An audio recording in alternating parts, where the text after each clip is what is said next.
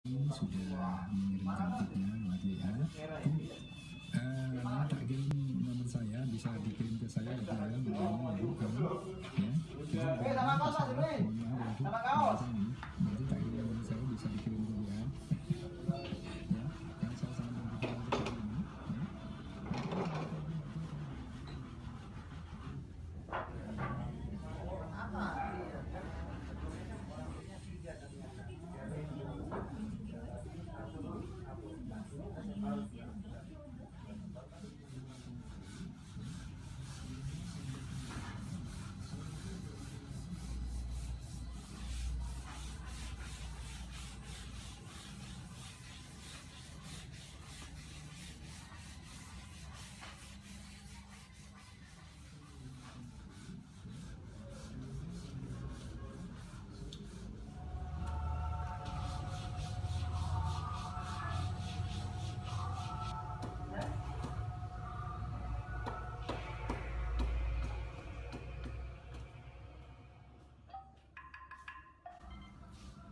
Kolintang itu menurut sejarah Minahasa,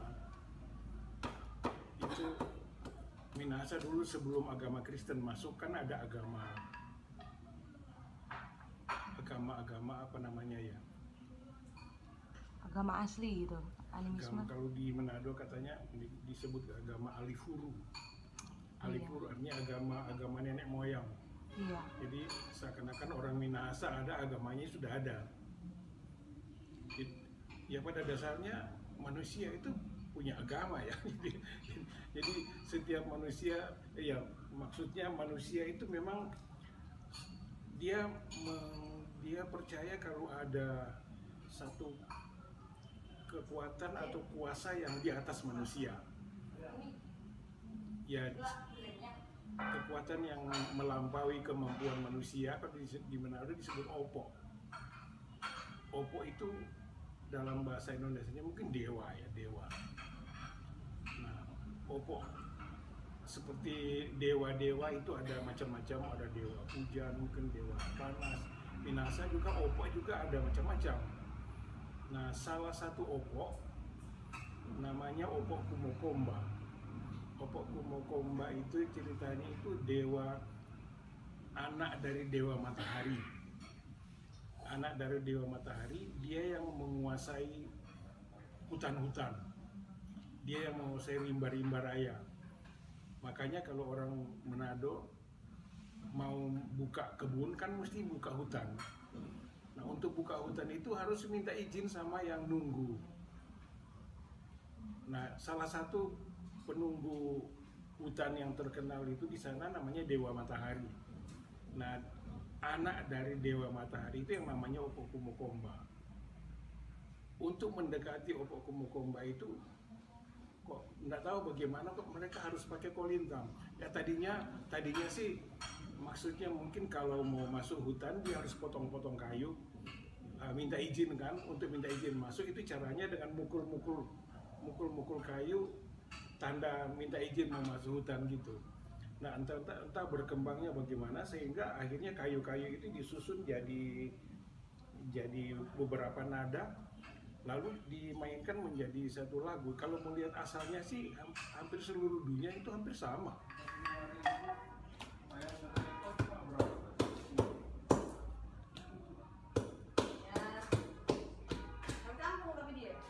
Karena itu dihubungkan dengan penyembahan kepada dewa-dewa, makanya kolintang dilarang.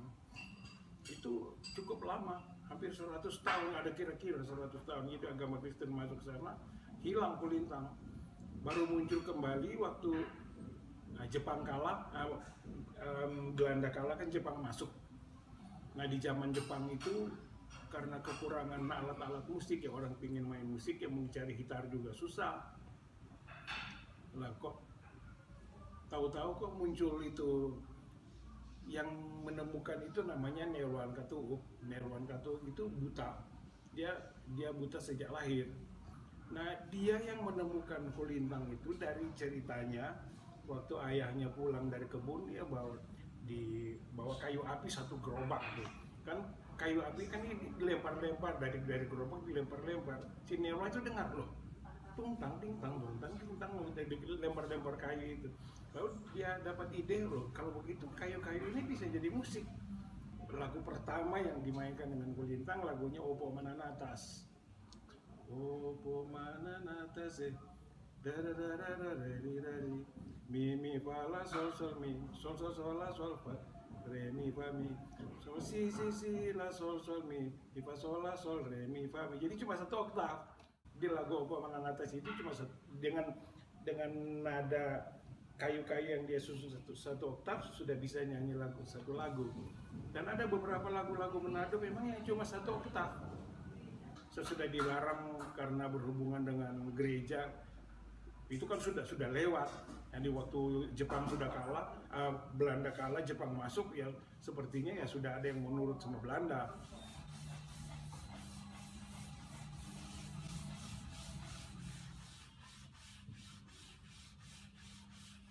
Zaman saya itu sudah enggak pernah kedengaran soal itu, sudah enggak. Kan sudah pengaruh Belanda sudah enggak ada. Lalu munculnya kulintang malah di gereja, jadi ya dukung pendeta.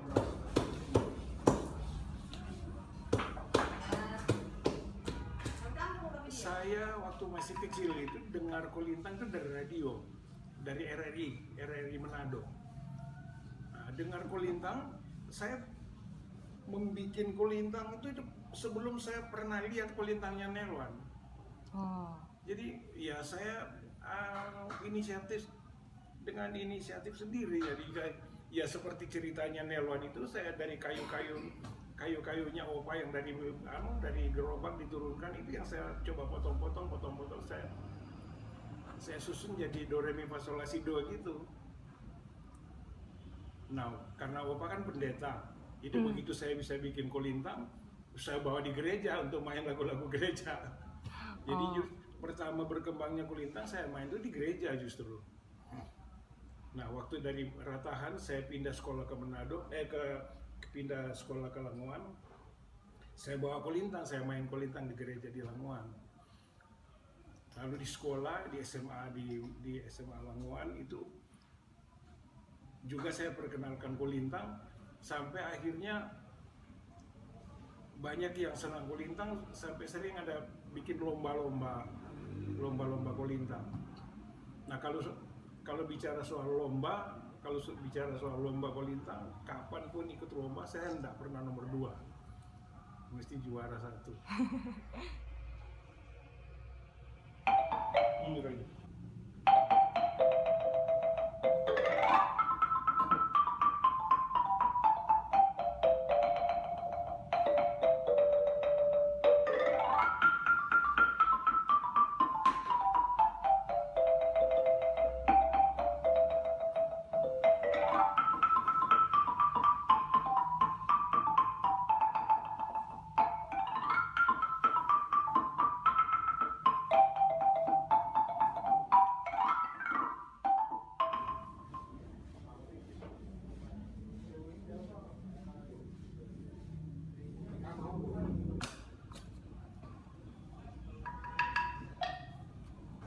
Menurut kita malah harus pakai segala macam alat musik apa saja untuk memuliakan nama Tuhan, toh. Kalau di Alkitab itu apa saja ya, termasuk kulintang kan ada.